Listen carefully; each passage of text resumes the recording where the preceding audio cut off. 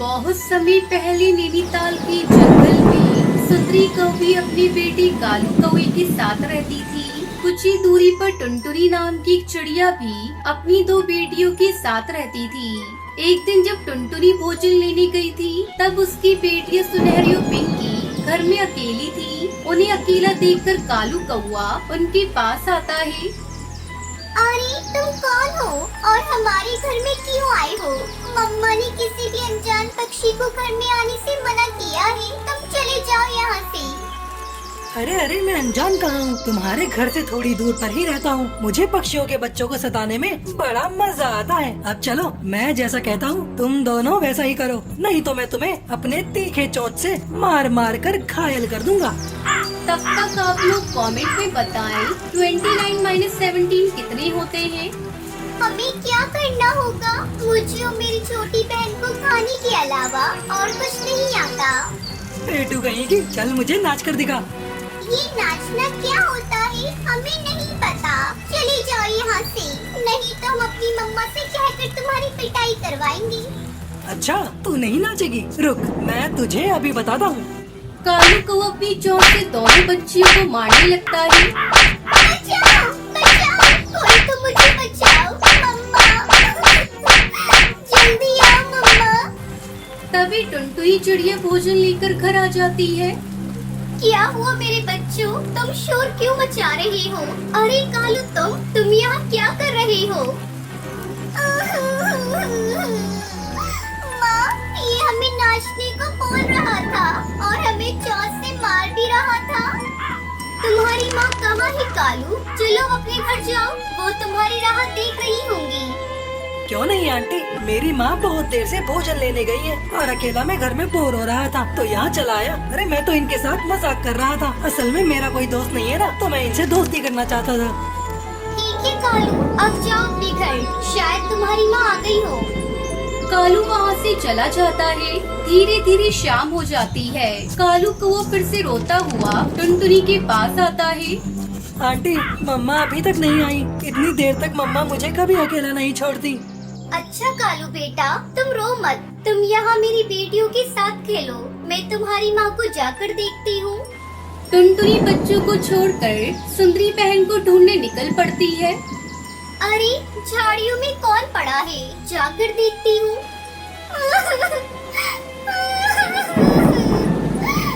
सुंदरी बहन, ऐसा नहीं हो सकता। आप नहीं मर सकती सुंदरी बहन। झाड़ियों के बीच सुंदरी कौवी का बेजान शरीर पड़ा था और आसपास कुछ पर बिखरे थे। हे भगवान, ये आपने सुंदरी बहन के साथ क्या किया? अब कालू बेचारा कैसे रहेगा अपनी माँ के बगैर? नहीं नहीं, मैं कालू को कभी नहीं बताऊंगी कि उसकी माँ मर चुकी है। टुनटुनी वहाँ से घर वापस आती है। आंटी, कहाँ है मेरी माँ? मुझे रात में डर लगता है। आपको तो पता है ना, मैं माँ के बगैर रात में कभी नहीं रहता। अरे कालू बेटा, तुम्हारी माँ कहीं दूर गई है भोजन लाने के लिए। वो जब तक नहीं आ जाती, तुम मेरे घर में मेरे पास रहोगे। इस तरह कुछ दिन बीत जाते हैं। माँ, ओ माँ, कितने दिन बीत गए, क्या तुम्हें मेरी याद नहीं आती? लौट आओ माँ, लौट कर आ जाओ। माँ, मैं अब कभी शैतानी नहीं करूँगा और आपसे भोजन भी नहीं मांगूंगा। मुझे कुछ नहीं चाहिए, बस आप लौट कर आ जाओ। उससे रोता देखकर टुनटुनी को उस पर दया आ जाती है। मत रो मेरे बच्चे, तुम मुझे अपनी माँ समझो। तुम्हारी माँ जल्दी आएंगी। धीरे धीरे समय गुजरने लगता है। टुनटुनी अपनी बेटियों के साथ साथ कालू को भी अपनी बच्चे की तरह पालने लगी और जब कालू कौवा अपनी माँ को याद करता, टुनटुनी उसे माँ का प्यार देती। इस तरह टुनटुनी चिड़िया ने कालू कौवे को कभी उसकी माँ की कमी महसूस होने नहीं दी। कालू कौवा और टुनटुनी चिड़िया बहुत परेशान थे क्योंकि शादी के 10 साल होने के बाद भी वो माँ बाप नहीं बन पाए थे।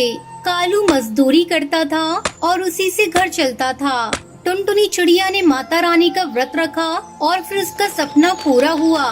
कालू कौवा और टुनटुनी चिड़िया को एक बेटा हुआ और उसका नाम गोलू रखा। देखो टुनटुनी, हमारा बेटा कितना खूबसूरत है। वो तो होगा ही, मुझ पर जो गया है। वो दोनों बहुत खुश थे। कालू कौवा एक दिन काम से लौटते वक्त गोलू के लिए एक लॉकेट खरीद कर लाया। उसने घर लौटने के बाद वो लॉकेट गोलू चिड़िया की गले में पहना दिया और बोला, ये लॉकेट हमारी निशानी है, ये जीवन भर अपने पास रखना। वो तो ठीक है, पर ये इतना बदमाशी की पूछो मत, सोता ही नहीं है। अरे टुनटुनी, तुम उसको लोरी सुनाओ ना, लोरी सुनकर सारे बच्चे सो जाते हैं। टुनटुनी चिड़िया लोरी सुनाना शुरू करती है। लल्ला लल्ला लोरी, दूध की कटोरी, दूध में बताशा, मुन्ना करे तमाशा। लल्ला लल्ला लोरी, दूध की कटोरी, दूध में बताशा, मुन्ना करे तमाशा। अगली सुबह कालू कौआ और टुनटुनी चिड़िया गोलू को मेले में लेकर गए, मगर तभी दुर्घटना घटी। मेले में अचानक से आग लग गई। अरे बाप रे, मेले में आग लग गई है, भागो, अरे भागो। टुनटुनी भागो, आग लग गई है। आप गोलू को छोड़िएगा मत। फिर सभी पक्षी इधर उधर जान बचाने के लिए भागने लगी और फिर वही हुआ जिसका डर था। कालू से गोलू अलग हो जाता है, गोलू वहीं गिर जाता है। माँ, पापा, बचाओ, कोई मुझे बचाओ। इतने शोर में टुनटुनी और कालू गोलू को सुन नहीं पा रहे थे। भीड़ से दूर जाकर वो गोलू को ढूंढने लगी, लेकिन गोलू ने कहीं नहीं मिला। थक हार कर कालू कौआ और टुनटुनी चिड़िया रोते हुए घर चले आए। इतनी मुश्किल से हमें संतान प्राप्त हुई, घर में खुशी आई थी, लेकिन आज सारी खुशी खत्म हो गई। टुनटुनी चिड़िया ने रोते हुए कहा,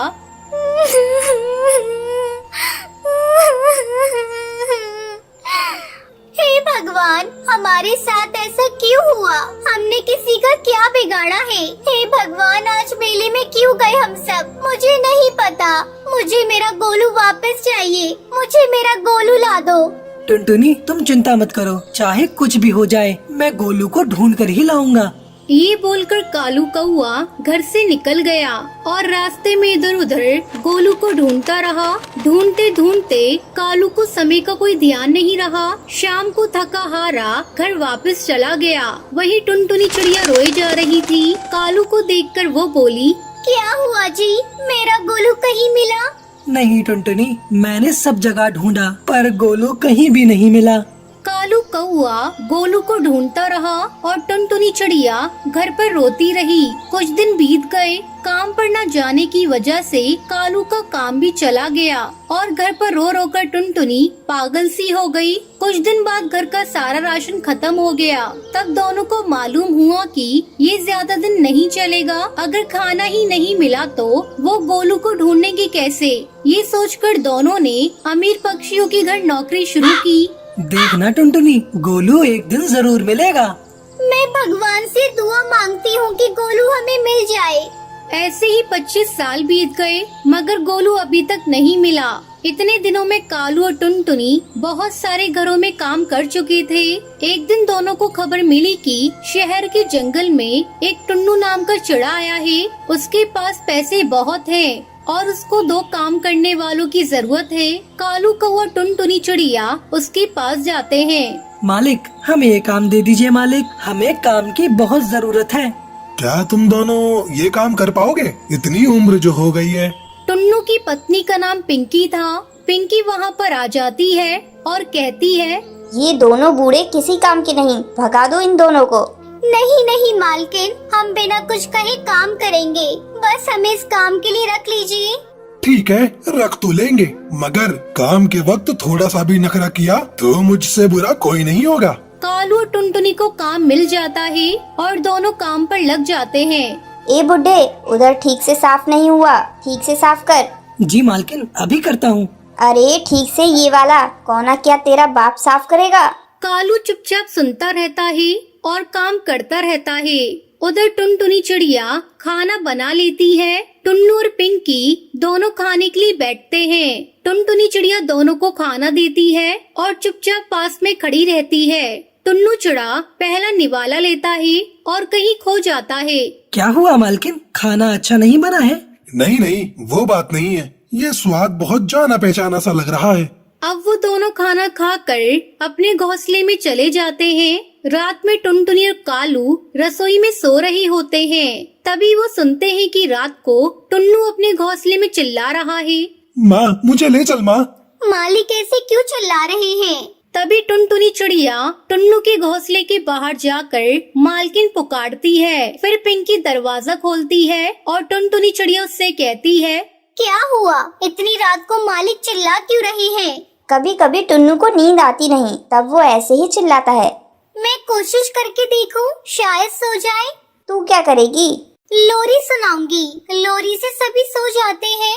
टुनटुनी चिड़िया टुन्नू को लोरी सुनाती है। लल्ला लल्ला लोरी, दूध की कटोरी, दूध में बताशा, मुन्ना करे तमाशा। लल्ला लल्ला लोरी, दूध की कटोरी, दूध में बताशा, मुन्ना करे तमाशा।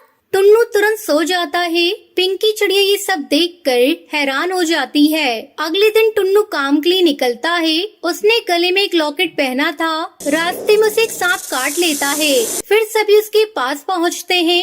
अरे, ये लॉकेट मालिक के पास कैसे आया? ये लॉकेट तो टुन्नू के पास बचपन से है। वो अनाथ है, किसी मेले में खो गया था। और सारी बात बताती है। ये सुनकर कालू और टुनटुनी चिड़िया की आंखों में आंसू आ जाते हैं। वो तुरंत गोलू को उठाकर दुर्गा माँ के मंदिर में ले जाते हैं और माँ से प्रार्थना करते हैं।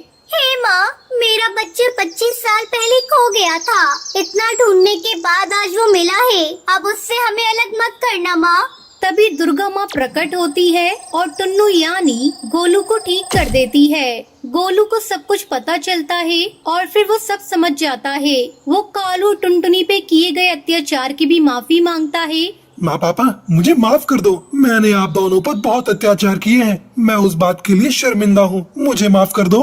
चुप कर बेटा, माँ बाप से कोई माफी मांगता है क्या? वहीं पिंकी चिड़िया भी माफी मांगती है। अंत में सभी एक साथ हो जाते हैं और खुशी खुशी जीवन बिताने लगते हैं। तो ये थी आज की कहानी। आज का सवाल ये है, टुनटुनी अपने बेटे को कौन सी लोरी सुनाती थी? अगर आपको पता है तो कमेंट करके जरूर बताएं। वीडियो अच्छी लगी हो तो इस वीडियो को लाइक और शेयर करना ना भूलें।